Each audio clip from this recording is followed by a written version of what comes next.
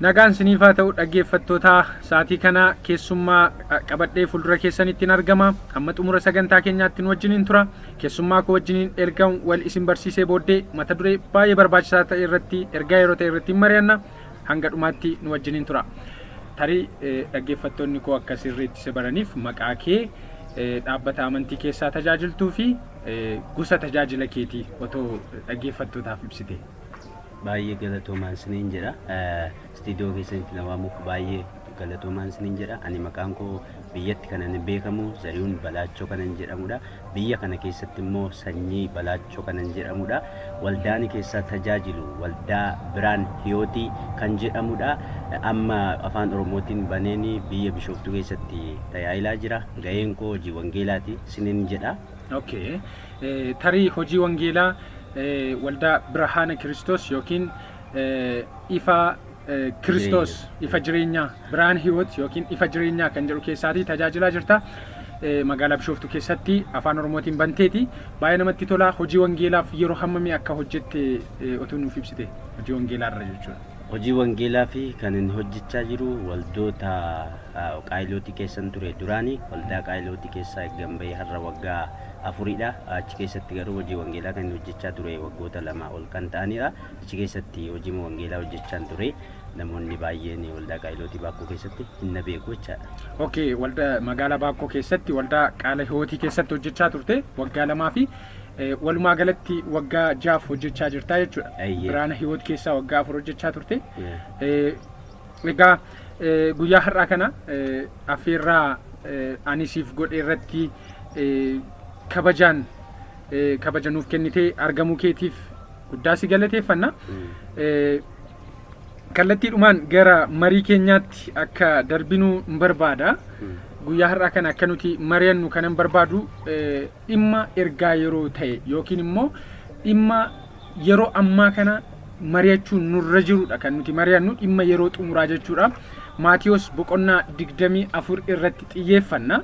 Maatiyos boqonnaan 24 raajii beekamaa Kiristoos yeroo lafa kanarra ture raajadha. Waa'ee bara xumuraaf jechuudha. Gaaffii bartoonni isa gaafataniif deebii isaaniif kenne. Sana keessatti waa'ee bara xumuraa ilaalla. Har'as waa'ee bara xumuraati kan nuti mari'achuun nu barbaachiseef. Mee gaaffii gabaabaa akka ta'uu fi kaayyoon babal'ina dhaabbilee kiristaanaa yeroo ammaa kana maali jettee yaadda akka keetti akka tajaajilaa tokkootti? Yeroo ammaa kana dhaabbileen amantii baay'ee bal'achaa jiru.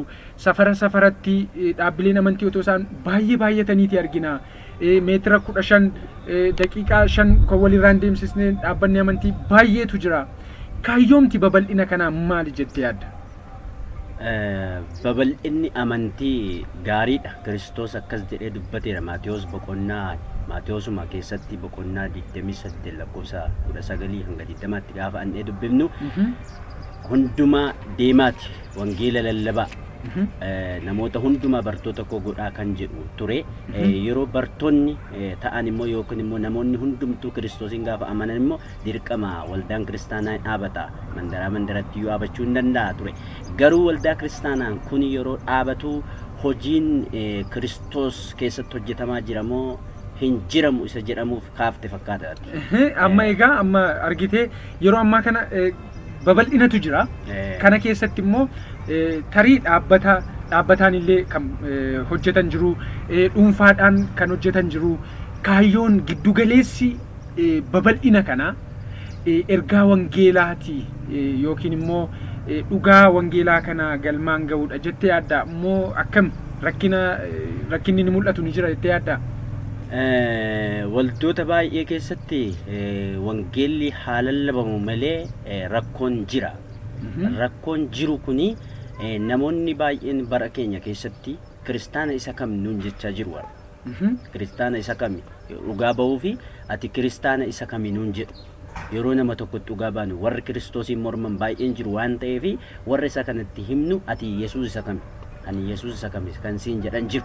Kanaafiyyuu dhugaa ba'uuf illee nu rakkisaa jira jechuudha. Waldoota kuni maaliif inni kun biraanchi godhee inni kun biraanchi godhee yeroo dhaabbatu waldaa kiristaanaa sana keessatti wanti argamaa jiru waan sirrii hin taanee fi yeroo baay'ee rakkoon uumamaa jira jechuudha. baay'ee gaariidha. Egaa amma Maatiyos boqonnaa 24 lakkoofsa 14 akka nuti deemnu hin barbaada. Iddoo sanatti maal jedha? Maatiyos boqonnaan 24 lakkoofsa 14 saba hundumaatti akka dhugaa ba'uuf wangeelli mootummaa kun guutummaa biyya lafaatti lallabama kana booddee dhumni dhufa jedha. Egaa amma iddoo kanatti kan nuti arginu raajiidha. Bartoonni milikinni bara xumuraa maali? Milikinni dhufa keetii maali jedhanii isa gaafannaan waan baay'ee ergaa haasa'ee gooftaa Yesuus akka bara xumuraatti akka mallattoo bara xumuraatti wangeelli akka inni lallabamuudha jechuudha. Addunyaa hundumatti nama hundumatti wangeelli akka lallabamuudha jechuudha. Mee egaa yeroo ammaa kana babal'inni dhaabbilee amantii kun raawwii raajii kanaati jechuu nu dandeessisa? Dhaabbileen amantiin babal'inni isaa kuni raawwilee bara dhumaa miti. Raawwii bara dhumaa jedhamee hin yaadamu. Sababiin isaa maaliif amma? Sababiin isaa yeroo jedhamu wangeelli sirriitti hin lallabamne namoonni baay'een uf lallabu bara kana. Ofii isaanii jechuudha. Uf lallabu namni tokko dhukkubsataan tokko yoo fakkeenyaaf ati tajaajilaa taate si bukkeetti yoo fayye karaa koo fayye baluun kan jedhantu jira. Karaa wangeelaa fayye kan jedhamanii hin jiru jechaadha. Hojii ergamootaa boqonnaa 3 keessatti dhaqnee gaafa laallu lakkoofsa tokko kaafnee hanga 7tti akka 10ttis yommuu laallu akkas jedhee namichichi naafa ture. Phexrosii fi Yohaannis gaafa olii isatti galanii mana qulqullummaatti otoo deemaa jiranii fayye. Qarshii kadhata namichi kun ture. Akkas jedhani namoonni baay'een jara kanatu fayyise jedhan. Isaan garuu nu miti kan fayyise nu miti Yesuustu fayyise. Yesuus nama Naazireettu fayyise. Isaaf dinqii isaaf galata galchaa malee nuuf hin galata galchinaa jedhan. Egaa namoonni baay'een har'a galatan qabachaa jiru waldaa keessatti. Kanaaf galata galchaa kan jedhantu jiru. Kanaaf wangeelli sirriitti lallabameera jechuun dandeenyu waldaa yoo baay'ate jiru. Egaa amma rakkoon jiru of lallabuutu jiraadha. Rakkoo kana qofatu jira jettee yaadda? Sababni isaa amma iddoo kanatti saba hundumaatti akka dhugaa ba'uu fi wangeelli mootummaa hin lallabama jedha. Wangeela mootummaatu lallabama. Wangeela mootummaa waaqayyootu lallabama jechuudha. Wangeelli kan biraan jira. Fakkeenyaaf Galaatiyaa boqonnaa 1 lakkoofsa 6 deemeen dubbisuu barbaada. Galaatiyaa boqonnaa 1 6-7 akkas jedha. Isa karaa ayyaana Kiristoos isin waame irraa garagaltanii akkas ariifattanii gara wangeela kan biraatti goruu keessaniif nan dinqifadha. Wangeelli biraallee hin jiru garuu namoonni isin wallaalchisanii wangeela Kiristoos garagalchuudhaaf barbaadan tokko jiru jedha. Kana jechuun wangeelli mootummaa addunyaatti lallabama garuu faallaa kanaa kan ta'e wangeelli kan biraan yookiin immoo wangeeluma kanatu bifa kan biraatiin lallabama jechuudha. Inna amma akka ati jettetti rakkinni babal'ina dhaabbilee kiristaanaa keessatti ni mul'ata. Of lallabuutu jira. Rakkoon jiru kana qofadha. Dhugaama wangeelaa kun lallabamuu irratti rakkinni hin jiru jettee yaadda? Dhugaanii wangeela lallabuu barattuyyuusa rakkoo jira. Rakkoo jira yeroo isiniin jedhu jireenya kiristaanummaa keessatti wanti hin argamne baay'eetu jira. Wanti bareedaan yookaan wanti namatti tolu baay'een hin jiru. Wanti namatti tolu garuu Kiristoos akkas jedhe barsiisaa ta'e yoo jiru hojii erga Yohaannis boqonnaa 13 tokko kaafne gaafa laallu Yesuus bartoota isaa ta'e bartoota isaatiin maal godhe jedha. Miilla isaanii dhiqee hin qulleessee fi hin gogsee fi jedha. Maaliif gogsee maaliif qulleessee yoo jennu gadhuuf deebisee jedha. Akkas immoo jedhee dubbata. Gadhuuf deebisuu haasaa achirratti. Gadhuuf deebisuu haasaa. Tajaajilaan tokko biyya tokko keessatti waldaa yeroo dhaabu gadhuuf deebisuu qaba. Of himuun qabu jechaadha. Yeroo kana ta'ee waldaan sirrii ta'uu danda'a. Waldaa sirriitu jira jennee waldaa sanatti kooluu galee namni Kiristoosiin amanee Kiristoosii wajjin jiraatee Kiristoos wajjin akka du'aa ka'uun Kiristoosis jireenya akka isaatiif ta'e beekaa jechaadha. Mee ati danqaa ta'a jettee yaaddaa lallabbii wangeelaatti babal'inni dhaabbilee amantii kun? Wangeelaatti danqaan ta'u garuu babal'ina amantiitti yookaan lallabuu wangeelaatti danqaa ta'a yaadu ani. Maaliif keessatti wanti hojjetamuu qabu haqa ta'uu qabaadha. Baay'ee gaariidha. Egaa amma yeroo ammaa kana immoo wanti nuti arginu maanni gararraatti mata duree kan biraa barsiisutu jira. Gajjallaatti mata duree kan biraa barsiisutu jira. Fakkeenyaaf garaagarummaa hedduutu jira. Doktiriinii yookiin barsiisni amantii waldaa isa tokko barsiisa amantii waldaa isa kan biraarraa garagaradha. Atiyyuu jalqaba akkuma kaaftee namoonni Kiristoosiin hin amanne yoo nuti dhugaa itti baanu ati immoo kan Kiristoos isa kamiiti kiristaana isa kamii nuun jedhu jechaa jirta jechuudha. Sababni akkasaan jedhan taasisuuf immoo barsiisa nuti qabnutu garagaradha. Yoo nuti maqaa kan biraa maqaa garagaraa yoo qabaanne barsiisni nuti barsiifnu wangeela tokko irratti heertuuma tokko irratti yaanni nuti qabnu wal fakkaata taanaan rakkinni hin jiru ture. Garuu amma garaagarummaan hedduutu uumama. Mee kanarratti akkamittiin rakkinan uumu lallaba wangeelaa irratti jechuu dandeenya mee? Akka ati ilaaltetti. Akkamitti fakkeenyaaf namni tokko ufiisaa uf murteessuu qaba. Yeroo uf murteessu waldaan kuni waldaa Kiristoos jedhamti jedhee murteessee yoo dhaabe ufiisaa immoo gad deebisee hojjete sirriidha kuni wangeela lallaba jechuu hin dandeenya. Kanaaf namoonni baay'een immoo waldaa kana keessatti waldaa tokko keessaa waldaa kanatti yeroo darbanitti nama tokkonni walitti bu'anii waldaa dhaabanii nama tokkotti walitti bu'anii waldaa dhaabu. Maaliif waldaa dhaabu jettanii xiiqii namicha sanaatti waldaa dhaabu. Kanaaf fedhii wangeelaa miti jechaadha. Gaafa namni kun waldaa dhaabu haqee namicha kana faana nagaatiin jiraachuu qaba malee araaramee yoo walitti bu'an illee araaramee jiraachuu qaba malee haqee waldaa dhaabuun gaarummaa miti jechaadha. Waldaa dhaabuun sirrii miti jechuu otoo hin taane namichi kun xiiqii isa jedhamu jechaadha. Xiiqii yookaan immoo dhiibboodhaan haqee waldaa dhaaba. Waldaa sana keessatti immoo wanti hin taane argamuu danda'a jechaadha. Isa sana caalaatti, isa sana caalaa raajaatti, isa sana caalaa lallabaatti waan wangeelli keessa hin jirre haasa'uu danda'u jechaadha. Akkuma ati dubbatte wangeelli kabiraan illee hin jiru. Wangeela kana garuu jallisanii kan barsiisan, jallisanii kan lallaban, jallisanii kan irratti hojjetan jiru. Akkuma jedhe Paawuloos warra Galaatiyootaani baricha keessa Galaatiyaa keessa baay'eetu jira, rakkootu jira waan ta'eef. Rakkoon sobaa jira, rakkoon raajotaa jira, rakkoon jaarsolii jira, rakkoon akkuma ergamoota kennu yookaan immoo paasteroota jennu luboota jennu isaan bukkee rakkoo jira waan ta'eef baricha keessa akkas ta'e itti haasa'e jecha warra Galaatiyaatti isin hin dogoggoriina jechuusaati. Kanaaf waldaan baay'atee nuyi kiristaanonni warri dhugaa qabannee deemne kuni dogoggoruu hin qabnu kanan jedhu ergaan qaba jecha. Baay'ee gaariidha. Egaa amma walumaa gala egaa rakkina hin uumsu yoo nuti xiiqii otoo hin taane bifuma sirriitiin deemnee yoo waldaa bannee rakkina hin uumsu yaada jedhu qabda. Garuu barumsa irratti barsiisni amantii wangeela kanaa rakkina uumuu hin danda'u jettee yaadda. Amma fakkeenyaaf gaarraattis kiristoosumatu lallabama. Bargit akkumatti jette godattis kiristoosumatu lallabama. Garuu kiristoos garagaraatu lallabama. Maqaama kiristoostu lallabama malee kiristoos garagaraatu lallabama. Yeroo nan akkasiin jedhu amma yaada kee pirootestaantummaa keessatti qofa akkati hiitu hin barbaadu. Ortodoksiinis kiristaana, kaatolikiinis kiristaana. Nuni kiristaana jechuun akka maqaatti immoo duuka buutota kiristoos jechuudha. Duuka bu'ummaa kiristoos keessatti kiristoos garagaraatu jira. Si galee kiristoos garagaraatu jira. Kun rakkina hin qabu jettee yaaddaa haga dhumaatti.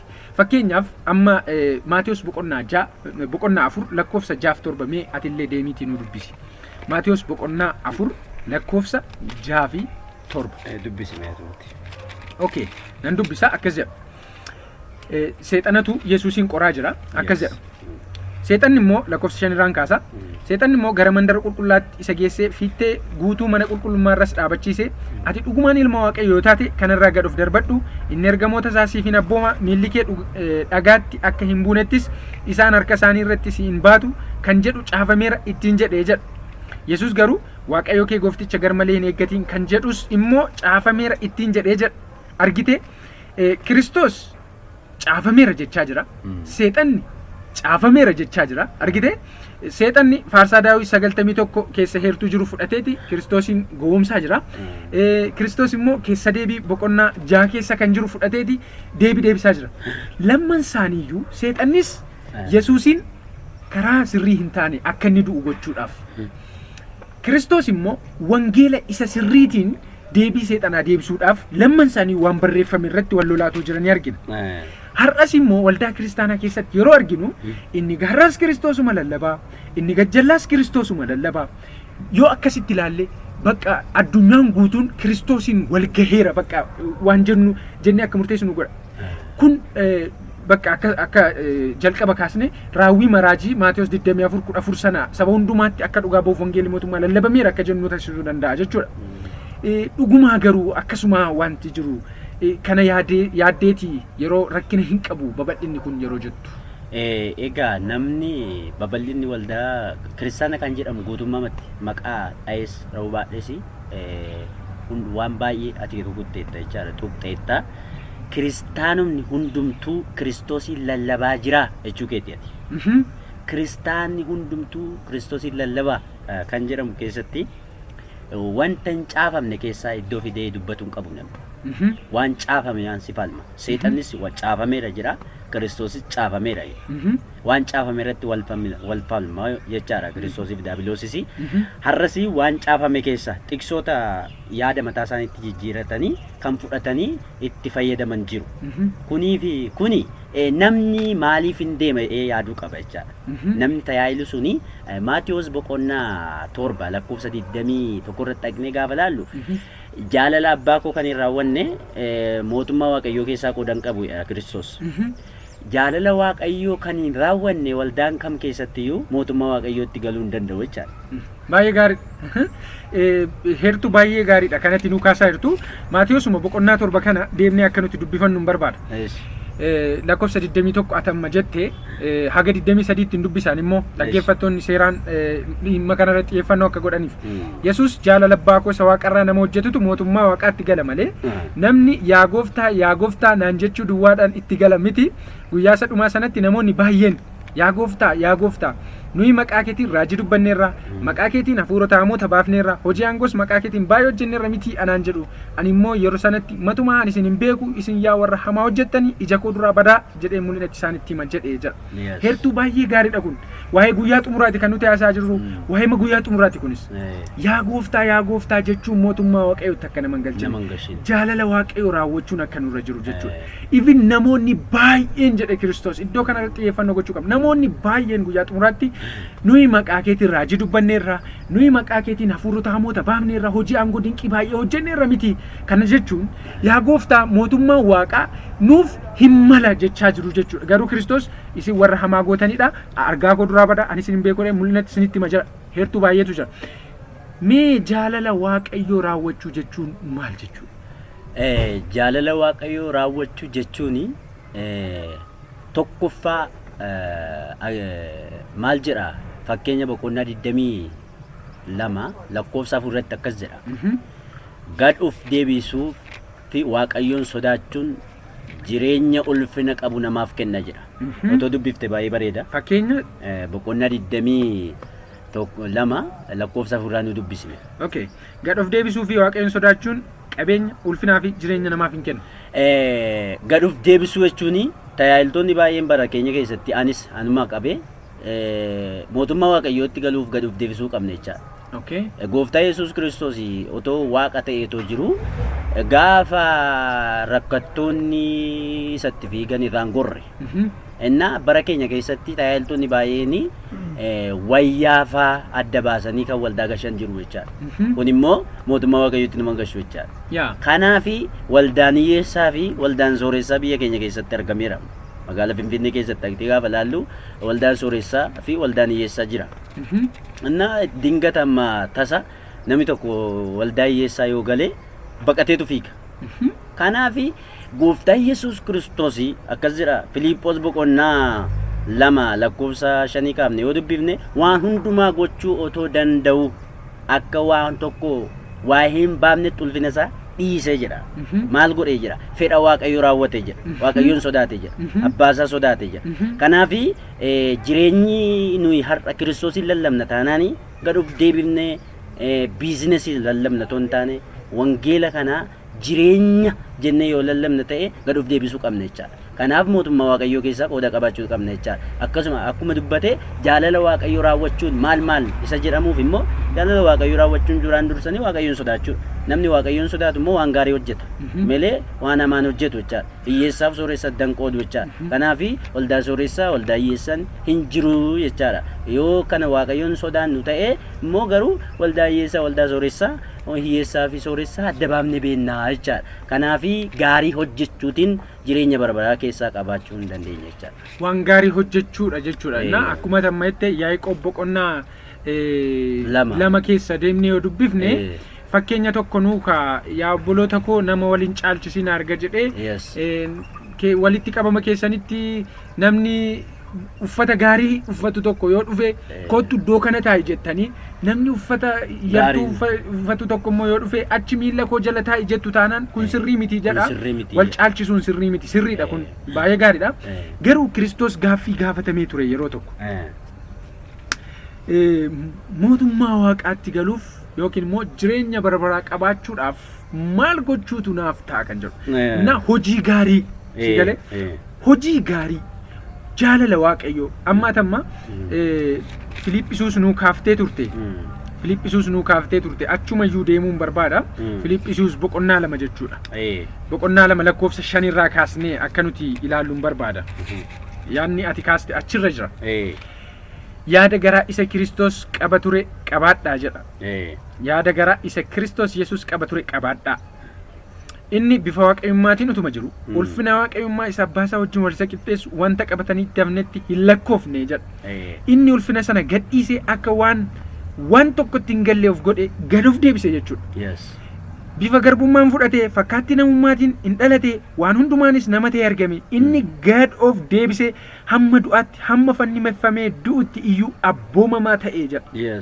Kanaafis waaqayyo waan hundumaarra caalchisee guddaa ol isa qabe maqaa isa maqaa kamirrayyuu caalu kenneeraaf jedha. Kiristoos gad of deebise. Kiristoos abboomamaa ta'e argite. Inna Maatiyos boqonnaa 19 deemnee yoo laalle immoo utuu sanan dhaqeen Maatiyos Yohaannis boqonnaa 8 yoo laalle Kiristoos akkas waa'ee ofiisaaf akkas jedha ture. Yohaannis boqonnaa 8 lakkoofsa 29 irraa akkas jedha. Innan argi anaa wajjin jira. Ani yeroo hundumaa kan isa gammachiisu waan ani hojjedhuuf inni kophaatti ana hin dhiifne isaaniin jedhee jedha. Si galee ani yeroo hundumaa kan isa gammachiisu waan ani hojjedhuuf inni kophaatti na dhiisu jedhe Kiristoos. Yeroo hundumaa Kiristoos waan abbaa gammachiisu hojjeta jechuudha. Abbaaf abboomuma jechuudha. Yaa waa'ee jireenya bara baraati kan nuti kaasaa jirru. Maatiyos boqonnaan 7 kana kan inni kaasu. Maatiyos boqonnaa 19 yoo deemne gaaffii nuti amma itti deemaa jirru jechuudha. Akkana jedha. Gaaffii tokko gaafatame Kiristoos lakkoofsa 16 irraa kaasne. Kunoo namni tokko gara Yesuus dhufe yaa barsiisaa jireenya bara baraa qabaachuuf hojii gaariin gochuun anaaf ta'u maalinni jedheenii jedha. Si galee Kiristoosiin hojii gaariin ani gochuun naaf ta'u maal inni isaan jedheedha.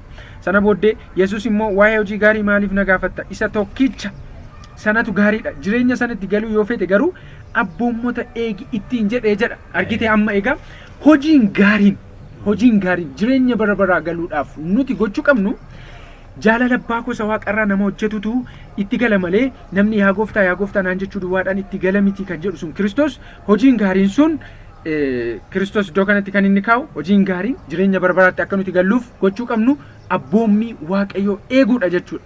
Sun dagatamuu hin qabu har'allee waldaa kiristaanaa keessatti. Kana jecha amma egaa walumaa galatti gara Maatiyos boqonnaa 24 tti dabarra. Lakkoofsa 23 irraa akkas jedhama. Egaa yeroo sanatti namni ilaa Masiihin as jira yookiis achi jira yoo isiniin jedhe amanina. Masiihonni sobaa fi raajonni sobaa ka'anii yoo danda'ame warra waaqayyoofaman iyyuu akka wallaalchisaniif milikkitaaf dinqii gurguddaa baay'een argisiisu. Kunoo ani duraan dursee isinitti himeera jedha Kiristoos. Egaa amma yeroo ammaa kana Kiristoos waa'ee bara xumuraa yeroo haasa'e wangeelli mootummaa hin lallabamaa addunyaa hundumaatti jedhee hin dhiifne. Wangeela mootummaa lallabamu kana wajjiniinis immoo haara'umsa dhugaa gaggeeffamu kana wajjiniinis immoo haara'umsi sobaa wallaalchisuudhaaf warra fooman kuffisuudhaaf haara'umsi sobaa akka ta'uu fi gara ol koottu gara kasii koottu Masiihinas jira Masiihin achi jira kan jedhu akka inni ka'udha. Kiristoos kan inni kaasaa jiru jechuudha. Raajonni sobaa fi Masiihonni sobaa akka isaan ka'an bara xumuraa keessatti jechuudha. Mee bara xumuraa kana keessa babal'ina amantii kana keessatti namni akkamittiinidha isa kanarraatii of eeggachuu kan inni danda'u wallaalchifamuu kana keessaati kan hin of eeggachuu danda'u jettee yaadda akka hojjetaa wangeelaatti? Raajota sobduurraa of eeggachuu fi macaafa beekuu qaba aloonni jechaadha. Macaafa beekuu qaba aloonni. Macaafa qulqulluu qorachuu qaba. Macaafa qo'achuu qaba. Akkuma diilama dubbanne Maatiyos keessattis kan argamu, Luqaas boqonnaa 4 keessattis kan argamu, barreeffameera, seexanis barreeffameera, daabiloosis barreeffameera isa jedhu kana macaafa hin beeknu taanaanii rakkoon nutti dhufa jechaadha. Kufaatiif saaxilamuun keenya loolu jechuudha. Kanaaf Yohaannis ergaa Yohaannis boqonnaa 4 irratti akkas jedha. Hafuurri hundumtu kan Kiristoosidha jettanii hin yaadina qoraa ilaalaa jedha. Yeroon isiniin jedhu hafuurri ufee biyya keenya keessatti yookaan immoo addunyaa kana irratti ka'ee jiru hafuurri raajummaa jira jechaadha. Hafuurri lallabaa jira jechaadha. Hafuurri barsiisuu jira jechaadha. Isa kana qorree ilaaluu qabna jechaadha. Mee tooftaa ittiin qorru yoo jiraate fakkeenyaaf raajiin tokko sobadha, raajiin kun immoo dhugaadha jechuuf sababni isaa hunduu Kiristoosiin lallaba, hunduu wangeela baata, hundumtuu maqaa Kiristoosiin raajii dubbata. Akkamitti adda baasuu dandeenya jettee? Raajii akkamitti qorre yoo jettanii tokkoffaan raajiin inni fakkeenyaaf boru sii ta'a yookaan ji'aadhaa sii ta'a yookaan waggaadhaa sii ta'a jedhamee dubbatamee yoo raawwachuu didee namichi kun raajii sobaa jechuu hin dandeenya. Yoo raawwatamuu dide raajii sobaate. Raawwachamuu dide jechaadha. Kabiraan immoo macaafa qulqulluu keessaa ittiin qoruu dandeenya jechaadha. Fakkeenyaaf ati niitii qabda, niitii kee fuuteetta. Niitii fuuteettu kana macaafa qulqulluu keessatti hin beektu taanaan ati niitii keetiin niitiin kee siin taatu yoo jedhate ofee fakkeenya siin jechaa jira. Niitiin kee siin taatu yoo jedhate ati mucaarraa godhatteetta fuuteetta Waaqayyo dursee sitti himuu qaba malee eggati fuutee sitti himuu hin qabu. Kunifa raajii dogoggoraa jechaadha. Raajii sobaa jechaadha. Raajii sobaa. Kanaaf macaafa qulqulluu keessatti raajonni ka'uu jedheedha Gooftaa Yesuus. Asitti dhufuu achi bara keenya keessatti biyyoota wanta dhageenyu keessatti namoonni baay'een ani Yesuus jedhanii na duukaa bu'aa jedhanii kan ka'anii jiru biyyoota alaa keessa, biyyoota keenya keessatti illee argine biyya Itoophiyaa kana keessatti. Garuu raajiin sobdoonni seexanii raajii sobdootan kaafata, Kiristoosii raajota qaba. Fakkeenyaaf raajota kakuu moofaa keessatti inni gaafa laallu Eeliyaas raajii Waaqayyooti, raajonni Ba'aal immoo raajota sobdootaati. Raajonni Ba'aal suni mana mootummaa keessaa nyaatu, raajiin inni dhugaa kan Waaqayyoo sun immoo lafa onaa keessa deema, lafa onaa hin ari'atama, hin jibbama. Bara keenya keessattis raajiin dhugaa qabu jibbamuu danda'a. Raajonni dhugaan qabne immoo itti tamacha'ee jiraachuu danda'a. Namni dhugaa qabu biyya kana keessatti yookaan biyyoota kam keessatti biyya lafaa kana keessatti ari'atamni irra ga'uusaa hin beekta jechaadha. Maaliif soba hin baatu waan ta'eef. Namni soba baatu garuu lafa biyya lafaa faana walii galeera waan ta'eef jiraachuu hin danda'a. Macaafa qulqulluu keessatti kan nuti qorruu qabnu garuu macaafaan qorra. Namichi kun sirriidha. Sirriidha moo raajiin natti raajii kun sirriidha. Fakkeenyaaf bara keenya keessatti raajii nattaa dubbatu jedhee dhaqa malee namni waldaa sagalee dhagaa jedhee dhaqu. Kuni jechuun gohoonfame yookaan immoo wangeela wallaalee jechuu hin dandeenya. Baay'ee gaariidha. Amma dubbii gidduutti si kutuu fi raajiin tokko raajii dubbatee yoo inni hin raawwatamu ta'e raajiin kun raajii sirrii miti. Akkasuma immoo waan sirrii hin taane raaja taanaan waan dhugaarraa fagaate raaja taanaan raajiin kun sirrii miti jechaa jira. Egaa kanumaan qofa raajiin sirrii miti jennaan fakkeenyaaf gamoo ijaarta jedhee gamoo ni ijaara namni, dhala godhata jedhee namni dhala godhachuu danda'a. Raajiin kun akkasitti sirriidha waan inni jedhe waan raawwateef raajiin kun sirriidha jechuu dandeenya.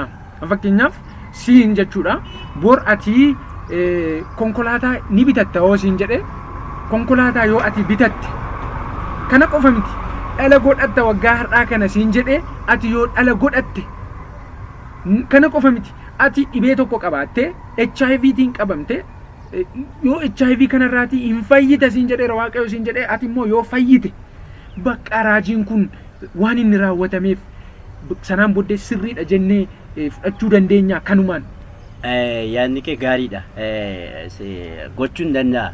Waa'ee raajii sobaarratti yoo adda baase si himuuf gadi fageesse akkas jira macaafa mul'ata Yohaannis 12 irratti inni gaafa dubbifnu maal jedha sitti fakkaate seexanichi yeroo gabaabaa waan qabuuf baay'ee ariifataa jira. yookaan immoo baay'ee ariifatee hojjetaa'edha. Maal sitti himuun barbaade macaafni qulqulluu akkas jedhee kaafi seexan yookaan immoo raajiin soba abiddamma lafarratti buusanii du'aa amma kaasanitti jedha. Kun immoo kan waan caalu jecha. Kun waldaa kiristaanaa keessatti ta'a miti? Walduma kiristaanaa keessatti ta'a. Waldaa kiristaanaa keessatti waan ta'uufi maal ta'a jennee yoo laallu irra caalaa kan waa'ee gomoo makiinaa bitachuusaa otoo hin taane waa'ee haala gochuusaa otoo hin taane waa'ee Ameerikaa deemuusaa otoo hin taane macaafa keessatti namni hundumtuu macaafa raajii godhachuu qaba jechuudha. Macaafni qulqulluun raajii hundumaa caalu raajii hundumaa caalu waan ta'eef raajiin immoo kan jedhee dubbatamu raajiin jajjabeessaadha malee hundeessaa miti waan ta'eef.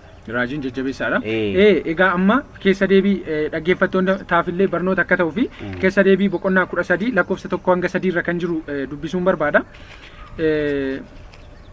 Keessa deebii boqonnaa 13 lakkoofsa 1 hanga 3 akkasidha. Raajii yookiis namni abjootu tokko isin gidduudhaa ka'ee milikkita yookiis dinqii yoo isinitti hime milikkinni yookiis dinqiin inni duraan isinitti hime fiixaa yoo ba'e inni egaa waaqayyolii kan biraa hin waaqessinaa hin hojjennaafis jedhee warra isin dur hin beeknetti yoo isin geesse isin dubbii raajii sanaa yookiis namicha abjootu sanaa hin dhaga'ina. Waaqayyo gooftaan keessan akka isin garaa keessan guutuudhaan yaada keessan guutuudhaan isa jaallattan beekuudhaaf qoree isin hin laala jedha. Egaa iddoo kanatti raajiin tokko raajii dubbate raajiin inni dubbate immoo hin raawwata sii galee maqaa waaqayyootiin jechuudha. Sanaan booddee namoonni raajiin inni dubbate waan raawwateef dinqiima kana laalanii isa faana akka inni namni hin buuneef of eeggadhaa akeekkachiisa jedhu arganna iddoo kanatti. Seexanni wanti nuti beekuu qabnu namni hundumtu seexanni Maatiyos 24 warra fo'aman iyyuu hamma gowwoomsutti kan jedhu kuni warri fo'aman salphaamatti hin gowwoomfaman sii galee waanuma inni raawwachuu diduun hin gowwoomfaman sababni isaa seexanni haxxeedha waan ta'eef. Egaa raajiin kun gara waaqayyo kan biraatti adeemna hojii hin amaniinaa jedha. Kanaafiyyuu raajii waanuma inni dubbatee raawwateef hin amannu jechuudha. Akkuma ati amma jette inni waa hundumaa caalu macaafaan qorra jechuudha. Isaayaas boqonnaa 8 lakkoofsa 20 dubbisuun barbaada. Isaayaas boqonnaa 8 lakkoofsa 20 mee atiyyuu iddoo sana akka ati deemtuun barbaada. Isaayaas boqonnaa 8 lakkoofsa 20 akkas jedha. Warra akka abboommii kanaaf akka dhugaa kanaatti hin dubbanneef lafti hin bari'u jedha. Warra akka abboommii kanaaf akka dhugaa kanaatti hin dubbanneef lafti hin bari'u. Ingiliffasaa King James Version hin deemnee olaalle yoo akka abboommii kanaaf akka dhugaa kanaatti hin dubbatan ta'e sababni isaa ifatu isaan keessa hin jiru jedha. Sii galee inni guddaan tuqaa qormaataa ta'uu kan danda'u eenyuufiyyuu maaninni wangeela keenyadha jechuudha akkuma tamma kaaste. Garuu rakkoon jiru amma dhaloonni qo'achaa jiru. Amma akka hojjetaa wangeelaatti sabni wangeela dhaga'uuf fedhii qabu dargaggeessi yeroo ammaa wangeela dhaga'uuf qorachuuf ammati saatii bal'aa qabattee saatii 2-3 qabattee wangeela qayyabachiisuudhaaf utuu isaa waamte namni taa'ee si dhaggeeffachuuf fedhii qaba. Miira akkamiitu jira hawaasa yeroo ammaa kana keessa jettee yaadda? As keessatti baay'een bara keenya keessatti yeroo laallu ani akka kootti yeroo laallu baay'ee macaafa irratti xiyyeeffadha. Waaqayyo si eebbisu. Baay'ee macaafa irratti yeroo xiyyeeffadhu namoonni macaafa yeroo lallabu mataa isaan dhukkuba. Yeroo mataa isaan dhukkuba jedhu raajii yootti raajjibichaa bakka raajii yootti raajjibichaatti isaan waldaa keessa ta'anii jechaadha. Kanaaf wangeela dhaga'uun qaban garuu baay'ee yeroo dubbadhuani mata duree baasee yeroo lallabuu fi yeroo itti haasa'u yeroo barsiisu deebi'ee mata duree koo gaafadha. Yeroo baay'ee na beeku miseensi waldaa koo waldaa keenya jechaadha na beeku maali'a jireenya koo keessatti macaafa irratti haasa'a. Macaafa irratti yeroo haasa'u kana deebi'ee mata duree gaafan gaafadhu kaan mata duree beeka kaan immoo kabiraa jira kaan immoo isa waan ani dubbanne fa'aa jira jecha ijaa achi hin jirreef ijaa macaafa keessa hin jirreef hani ammani aamsan qabu bara kana keessatti namoonni baay'een macaafa bara'a yoo jedhanii hin dhaqanii kadhannaa jira keessumaa soomsilootii jira yoo jedhan namoonni baay'een soomsilootiin abboommii waaqayyoo keessa waan ta'eef kootta gaafa jedhanii naqamne sanbata yoo giddiidha jecha maal himuun barbaada ergaan ani dabarsuu qabu miidiyaa kanaa fi jireenyi keenyi bara kana keessa dargaggeessi harmooliin abbooliin kan isaan irratti xiyyeeffachuu qabanii wangeela qo'achuu qabu. wangeelaan raajii qoruu hin dandeenye. Raajii immoo hin jibbina otoo hin taane raajiin qorra jechuudha. Raajii jibbina otoo hin taane dhaga'uu dinna otoo hin taane hin tuffanna otoo hin taane dhageenye qorree bukkee ga'uudha malee jibbuu miti. Sagalee waaqayyootu dubbata waan ta'eef sagalee waaqayyoo keessa jira waan ta'eef raajiin kunis jechaadha. Raajiitiin dubbatametu raawwatame Yesuus waan ta'eef. Kanaaf raajiin dursee isa boruu dubbata. Kanaaf har'a ta'uu didee bor ta'uu didee tuffanna otoo hin taane waan hundi gochuu qabnu garuu macaafa qulqulluu irratti hundeeffamuu qabna jechaadha. Yaa waaqayyo si haa eebbisu. Dhaamsa baay'ee barbaachisaa fi tuqaa miidiyaan kun dhalootaaf dabarsuu barbaadudha wanti ati amma dubbachaa jirtu. Mee egaa amma akka gaaffiitti wanti ani sammuu koo keessa jiru namoota baay'ee mata duree kanarratti gaaffii fi deebii yeroo isaaniif goonu yaada isaan nuu kaasan namoonni miseensi amantii dhaabbilee amantii kiristiyaana garaagaraa keessumaa pirootestaantummaa keessatti jechuudha. Yeroo ammaa kana garaagarummaan jiru rakkoo akka inni qabuu fi garaagarummaa kana keessatti garuu iddoon isaan jiran si galee iddoomti ofiin isaanii jiran sirriidha sirrii miti jechuuf illee rakkoo guddaan akka isaanitti uumamaa jiru yeroo isaan kaasan jira si galee waanan jechuu barbaada jechuudha. Sababni isaa eessatti wangeelumatu lallabama waan ta'eef waanuma gaggeessaan isaanii yookiin wangeelaawwan isaanii yookiin paasteriin isaanii isaanitti dubbate fudhachuurraan kan hafe kan nuti hubachaa jirru kun kan qorachaa jirru kun sirriidha sirrii miti jechuuf iyyuu rakkachaa akka isaan jiran kaasu yeroo baay'ee jechuudha. Namoota baay'ee wajjiniin dhimmuma miidiyaa kanaatiif jecha haasaa yeroo goonu namoonni kan nuuf dhiyeessan jechuudha. Mee dhaloota kanaaf dhaamsa ati dabarsitu akka iddoomti isaan jiran sirriidha moo sirrii miti ta'uusaa akka itti adda baafatan. Sababni isaa amma wangeelaan adda baafne jechaadha kanatti jirtu. Wangeelumatu lallabama. Si galee? Wangeelumatu lallabama. Wanti gara adda ta'e hin jiru. Inni kun immoo rakkoo fideera. Si galee? Garaagarummaa amma jiru argaa jirra. Hunduu hamma toora mataasaa bahee sokkutti jechuudha. Garaagarummaa jiru sababii lolaa qofa jettee yaadin. Garaagarummaan jiru jibbinsa waldaa keessatti uumameef namni adda bahee jettee yaadin. Barsiisaan illee garaagara bahuutu jira. Mee isa kanarratti iddoo dhumti ufiin keenya nuti dhaabbannee jiru sirriidha sirrii miti jechuuf barumsumti ani ufii koo barsiisu sirriidha sirrii miti jechuuf si galee hafuura qulqulluutu na gaggeessaa jira jechuuf ergaan ani dabarsaa jiru kun ergaa dhugaa wangeelaati jechuuf ulaagaan nuti qabachuu qabnu yookiin immoo qabxiin barbaachisaan nuti yeroo ammaa kana keessatti qabachuu qabnu jettee yaaddu jira. Nuyi egaa akka kootti ani macaafuma kana gaggaragashuun barbaade. Gaggaragashuu yeroo siin jedhu yaada mataa kootti hiikuun barbaade. Wangeelli buddeen miti kan lallabamu waan ta'eef jireenya bara baraatti waan ta'eef jireenya bara baraatti wal gashuuf immoo macaafuma kana gadi fageenyaan hubachuu qabna jechuudha. Macaafuma kana gadi fageenyaan hubachuu qabna. Gadi fageenyaan hubachuu qabna waan hundumtuu wangeela lallabaa itti eettammate. Eeka waan caafame dubbata siin jedhaan. Waan caafame kana immoo nu immoo hiikasaa garamitti hiikuu qabna isa jedhamu immoo waldaa kiristaanaa keessa galle yookaan immoo teoloojii waldaa wangeela inni barannee hiikuu hin dandeenye. Kun immoo jireenyaaf waan ta'eef badiinsaaf miti waan ta'eef badiinsaaf garuu wangeela kan lallaban jiru. Egaa rakkinni jiru isa kana. Yaa mee amma ati akka dhuunfaa keetiitti akka gaggeessaa tokkootitti muuxannoo kee namaaf qooduu baay'ee gaariidha waan ta'eef yeroo baay'ee ani wangeela irratti xiyyeeffadha jechaa jirta. Ayyaanumaniiru jedheen yaada sabni ati gaggeessaa jirtu. Mee egaa muuxannoo kee kana namootaaf akka qooduuf ta'uu fi jechuudha. Akeekkachiisa akkamii lallabda yookiin immoo bifa akkamiitiin sabni akka isaan dhugaa kana fudhatanidha kanati lallabaa jirtu. Yeroo ammaa kana yeroon akkasiin jedhu namni akeekkachiisa barbaadu hin jiru. Amma atotoo akeekkachiisa macaafa keessa jiru akkasiin godhin kun sirrii miti jettee lallabda yoo ta'e namni sin fudhatu. Abboommi waaqayyoo kana jedha jettee seera waaqayyoo nan lallaba yoo jette hin ejjiin yoo jette hin hatiin yoo jette seera waaqayyoo kurnan hin lallaba yoo jette namni sin dhaggeeffatu. Mee sana akkamitti lallabdati? Egaa ati ani akka kootti wanti kenname tokko nan dabarsacha. Murtoo koo waan waaqayyo narraa barbaadu tokko haqqi isaa wangeela irraan ala hin deemina.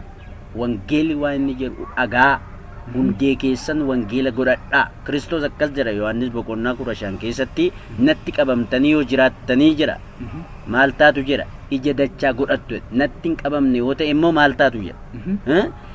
Cirameetu mukatti kan ammutu jira mukichi jedha. Maal jechuu kooti Yesuusitti namni hin qabamne baduuf jira jecha. Ijoolleen seexanaa jiru, ijoolleen waaqayyoo jiru bara keenya keessatti jecha.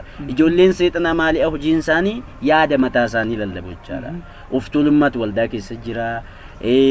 Ajajamuun hin jiru. Anatu ani akkasidha, ani beekaadha, ani raajiidha, ani lallabaadha, ani barsiisaadha jechuu otoo hin taane sirriidha. Lallabaa barsiisaa ta'uu danda'ama. Garuu of tuulummaan jireenya keessatti argamuu qabu jechaadha. Kanaaf wangeelli of tuulummaan nu barsiisu. Gad of deebisuu nu barsiisa. Kanaaf anani waldaa keenya keessatti waldaa ani keessa jiru keessatti of tuulummaan jaalalli waaqayyo akka ta'e, of tuulummaan immoo kan seexana akka ta'e, jibbi kan seexana akka ta'e, walloluun kan seexanaa ta'e, abboommii waaqayyo cabsuun kan seexana akka ta'e. Sigalee addaamii yeroo jalqabaa kan nyaatiin kana yoo seexanni of gowwoomse jecha har'as barsiisni soba akka isaan hin gowwoomsineef yaaniin dubbadhaa jechaadha isaanitti. Egaa ati immoo namichi immoo fudhachuu danda'a, fudhachuu dhiisuu danda'a. Uummanni sun fudhata yookiin dhiisuu danda'a yookiin fudhachuu danda'a. Ati garuu waan sirraa eegamu tokko itti himuu qabda jechaadha. Dogoggora yoon itti mata eeyyuu namni kun qoree bukkee ga'uu qaba. Yoon dhugaatti dubbadhate immoo bukkee ga'uu qaba jechaadha. Phaawulos akkas jira waan na barbaachisu hundumaa na fayyada jedhee itti yaade hundumaa dhiiseen maalan godhe jedha. Maalan godhe wangeela kana Yesuusiin kana fudhadheen darbe. Gonfoo koo fudhachuuf annaan fiigaa malee waan biyya lafaa kanaaf hin fiiguu jecha. Waan biyya lafaa kanaaf fiiguu hin qabnu miseensi waldaa kamiyyuu amantaan kamiyyuu keessa kan jiru kiristaana kan ta'e waan biyya lafaa fiiguu hin qabnu. Waan uni fiiguu qabnu jireenya bara baraa fiiguu qabna jechuudha. Yaa gaaffii xumuraa jedhee kana yaadu egaa yaadni ati amma kaaste baay'ee gaariidha. Yeroo ammaa kana pirootestaantummaa keessa yaada faffaca'aa jiru tokkotu jira. Innis maa inni nuni amantiidhaan fayyine, nuti seeraan fayyine, nuti ayyaanaan fayyine, nuti amantiidhaan fayyine malee seera eeguun nun barbaachisu kan jiru. Siigalee nuti ayyaanaan fayyine, nuti amantiidhaan fayyine, seera eeguun nun barbaachisu yaada jedhutu kiristaanummaa keessa deemaa jira. Yaada kanarratti maal qabdati? Egaa as keessatti kan isaan jedhanii fi yaada gammataa isaanii ta'uu danda'a. Seeraan fayyinni hin jiru garuu seeraan jireenya barabaatti galuu hin jiru. Hojii gaarii hojjechuutiin akkas jedha Maatiyos boqonnaa 5 lakkoofsa 16 irratti namoonni hojii keessan isa gaarii sana arganii abbaa keessan isa waaqarraa akka galateeffatanii fi hojiin keessan ifa haa ta'u jedha. Maal jechuu kooti abboommii waaqayyoo eeguu qabna. Gatuu hin qabnu. Waaqayyotu kenne waan ta'eef. Abboommii waaqayyoo kana garuu ba'aa nuti waan isa ta'e kana Gooftaa Yesuus nurraa fuudheera. Garuu dogoggorree immoo cubbuu hojjechaa hataa jalliin hojjechaa immoo Kiristoosin lallabuu hin dandeenye. Baay'ee ba'aadha jettee yaadda abboommii waaqayyoo. Abboommii waaqayyoo hin fayyine ka ittiin fayyinni hin dhufne waan ta'eef ba'aa jedhamee yaadama. Okay, Yohaannis isa duraa akka nuti deemnee dubbifannu barbaada. Tuqaa kanarratti Yohaannis isa duraa boqonnaa 5 lakkoofsa 2 irraa kaaseen dubbisa. Waaqayyoo yommuu jaallannu abboommii isaas yommuu goonu ijoollee waaqayyoo jaalachuu keenya in hubanna. Waaqayyoon jaalachuu jechuunis abboommota isaa eeguudha. Abboommonni isaa immoo ba'aa ulfaatoo miti. Sababii namni mucaa waaqayyoo ta'e hundinuu biyya lafaa moo'uuf ba'aa ulfaatoo itti hin ta'an humni ittiin biyya lafaa mo'amu kunis amantii keenya jedha. Abboommii waaqayyoo ba'aa ulfaatoo miti. Amantii keenyaan immoo biyya lafaa moona. Karaa kan biraa amantii fi abboomamuun walirraa gargar ba'uu akka hin dandeenye kaasa jechuudha. Egaa amma ati amma akka kaaftetti bergit yaada kee ibsiteetta rakkinni hin jiru. Namni amantiidhaan fayya. Kun barumsa wangeela kakuu haaraati. Barumsi wangeela kakuu haaraa namni amantiidhaan fayya.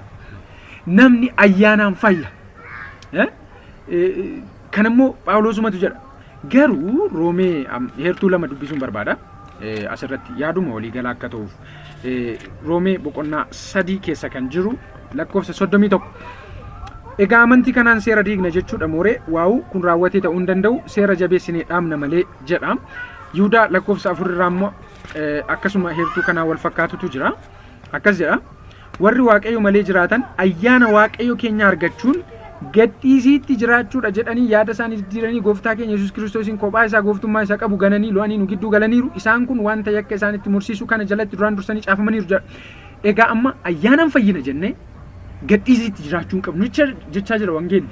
Amantiidhaan fayyina jennee seera diiguu hin qabnu jechaa jira wangeelli. Abboommi waaqayyo immoo ba'aa ulfaatoo ta'uu hin danda'anii jedha wangeelli jechuudha. Even qooda ba'aa ta'aniyyuu ba'aa jalaatii nama furu jedheetanii ni yaada ani akka yaadu. Sababni isaa ba'aa kan nutti ta'e foon keenya, ba'aa kan nutti ta'e fedhii cubbuuti malee ba'aan guddaan Kiristoos addunyaa kanarraa kaasuu dhufe waanjoo koo baadhaa. Kiristoos akkas jedhani waanjoon koo salphaadha. Maatiyoos boqonnaa 11 jechuudha. Waanjoo koo baadhaa, waanjoon koo salphaadha. Ba'aa isaa kan keessan immoo natti kennaa. Ba'aa qabdan hundumaa isin kan itti dadhabdan gara koo kottaa, ba'aan kan isin tulfaate ani isin boqochiisa. Waanjoo koo immoo fudhaa baadhaa, ba'aan namni naaf jedhee baatu immoo salphaadha jedhe Kiristoos. Waanjoo jettu sun waanjoon uraa meeqa qaba? Yookiin immoo qambarrii jenna kan afur qaba jechuun ja'a qaba jechuun dandeenya. Ja'a jechuun isti akka ijoollee qotee bulaatti qambarriin horiin ittiin qotu uraa 10 qaba. Mee ilaalla. Qambarriin achirra jiru qambarrii yookiin immoo mukti gindiin guddaan isaarraa kan harkiftuu cincirtii kan jennu jechuudha. Cincirtii kan ittiin muka ittiin sangaan hidhamu 4 qaba. Kanaafiyyuu arfansaa uraa 4 qaba. Gidduu immoo kan harkiftuun ittiin gindiitti hidhamee qabamu uraa 2tu jira. Isa guddaa sanarra uraa 6tu jira jechuudha. Cincirtii sanarra immoo hudhaan kan ittiin sangaan hidhamu cincirtiin sun arfan isaanii uraa tokko qabu. Uraa 4 qabu jechuudha. Walumaa galatti wanjoon tokko uraa 10 qaba jechuudha. Kiristoos yeroo wanjoo koo baadhaa jedhu wanta kan biraa osoo hin taane abboommii kurnanii kan inni maqaa dhahaa jiru asumaan information akka ta'uuf jechuudha. Inna Kiristoos wanjoon koo salphaadha gaafa jedhu waa'ee abboommii kurnanii jechuudha kan inni kaasaa jiru. Yeroo silaa jireenya bara baraa argachuuf maal gochuutu naaf ta'an gaaffii jedhamee gaafatame Kiristoos abboommii eege yeroo jedhus Kiristoos garuma abboommii kurnaniitti kan inni achi deebi'e. Egaa dhumarratti dhaamsi ati namootaaf dhaamtu yoo jiraate mariin keenya kanaan dhaabbatu miti. Yeroo kan biraa mata duree barbaachisaa ta'e kan biraa irratti marii hin gaggeessina jedheen yaada. Garuu dhumarratti dhaamsi ati dhaamtu yoo jiraate dhaloota ammaa kanaaf. Dubbii atama dubbattee keessatti abboommii ni barbaachisaadha yaada. Abboommii eeguun barbaachisaadha. Amanuudha waan amantii gooftaa Yesuus Kiristoos wajjin jiraachuun barbaachisaadha. Kunis jechaadha. Abrahaamiin amanee amantii isaa keessatti immoo isaa qajeelummaa lakkaa'amee fi gaarummaas hojjechaa ture jechaadha. Hiyyeessan tuffatu, keessummaa mana isaatti simata, waan gaarii hojjeta jechaadha. Kana keessatti immoo isaa namni Kiristoosiin amane tokko biyya lafaa kana keessatti waan gaarii hojjechuun isaa dirqama jechaadha. Nuyi biyya lafaa kana keessatti hangafa kan ta'e soogiddaadha, ifaadha. Waaqayyo immoo kan inni kaa'e sadaffaa isin muka weennichaati jedha. Damee weennichaati jedha. Kuni gimbii jireenya bara baraati isaan kun jechaadha. Nuyi gimbii sanatti galuu fi jireenya kooluu itti galuu fi Daawit akkas jedha koottaa kooluu waaqayyotti gallaadha. Akkasumatti kooluun galamu murteeffatanii kooluu galu jechaadha. Gaafa kooluu galamu ammaniin dhaamsanii qabu saba kanaafi Kiristoositti eegga amantanii hin dogoggoriinaan jedha. Soba faana waliin galiina. Raajota qoraa, barsiisa qoraa jedhee ilaala. Kan isin qorru immoo nu immoo kan qoramu immoo macaafa qulqulluutiin waan barreeffame kanaan qorra jecha. Kanaafi kiristaanni hundumtuu dhaamsa quuni qabnu Yesuus akkamitti beekna jennee yaaduu qabna jecha. Ani mucaa Yesuusidha moo ani mucaa seexanaati jennee ilaaluu qabna jecha. Ofii ilaaluu qabna. Yoo ofii ilaallee fayyina. Siigalee kanaaf dhaamsa ani qabu hundumtuu macaafa qulqulluu haa qo'atu. macaafa qulqulluu haa qoratu. Baay'ee gaariidha. Nama qorataa ta'uu qaba jechuudha namni bara xumuraa. Namni hundumtuu bara xumuraa kana keessatti ogummaa qabaachuu qaba. Nama qorannaa ta'uu qaba. Ogummaa qabaachuu qaba. Akkas jira Efesoonni boqonnaa 5 lakkoofsa 15 kaafnee yoo laallu mee dubbisi meeqiti hundumtuu dhaggeeffatu. Eesh 15 irraa egaa attamitti akka deddeebiitan haleelaa laalladha. Akka warra ogeessotaatti malee akka warra ogeessota hin ta'initti hin jiraatina. Guyyoonni kun guyyoota gadhee waan ta'aniif yeroo isiniif kenname otoo hin dabarsin itti hojjedha. Ishee kana naasa'uu barbaade. Guyyoonni kun guyyoota gadhee waan ta'eef yeroo jedhamu guyyoonni hundumtuu gadheedha biyya lafaa keessatti amma jirrutti jecha guyyoota Kiristoos irraa nu gansiisan Kiristoos irraa nu deebisan jecha guyyootti abboommii jallinaa nu hojjechiisan abboommii sobaa abboommii jallinaa jechuun yaada seexanaa kan nama hojjechiisan baay'eetu jira. Kanaaf akkas nutti jedheetu ergaa fi warra Efesoonii fi guyyoonni kun guyyoota gadheedha waan ta'eef uf eeggadhaa ogeessa ta'a malee gowwoota hin ta'inaa jedha. Akkuma Maatiyos boqonnaa 25 lakkoofsa 6 ilaallu irsa mushurroo simuu baanii qullaa ta'anii warri kaan akkan jedhamneef dammaqoo ta'uu qabna ogeessa ta'uu qabna ibsaan keenya ifuu qaba jechaadha. Ibsaan maali? Ibsaan qajeelummaa. Qajeelummaan kuni hojii keenya isa gaariidha. Hojii keenya isa gaarii Maatiyos boqonnaa 5 lakkoofsa 6 isa dubbifte kana namoonni nurraa maal dubbisuu qabu? Fakkeenyaaf raajii ani tajaajilaadha magaalaa Bishooftuu keessatti maal narraa dubbisaa jiru? Ati tajaajilaadha magaalaa Bishooftuu keessatti maal sirraa dubbisaa jira jechuu qabda jechaadha. Ani maalidha jechuu qabna jechaadha. Tajaajiltoonni nama yoo dhaggeeffatu ta'e kana yeroo dhaggeeffatu ta'e sabnis kan Kiristoositti reef amanu dhaggeeffata waan ta'eef kan inni irratti hundeeffamuu qabu ani maalidha jechuu qaba jechaadha. Istirii akkuma istirii biyya lafaa kana seenaa garaagaraa qo'achuurra Kiristoosiin dubbisnee bukkee gahuu qabna jechaadha. Kanaaf gowwoomfamuu hin qabnu gaafa ogummaatiin macaafa qo'anne jechaadha. Macaafa gadi fageessinee yoo laallu baay'isawwee jireenya kiristaanummaa keessatti wanti gaariin nurraa argamuu qaba jechaadha. Bakka kanadha jechaadha. Yoo kana ta'e raajiin natti raajameef kaleen na ukkubee leecongaaraan na ukkubee jennee kadhachuurra mootummaa waaqayyootti nan galaa lubbuu koo na ukkubee jechuu qabna.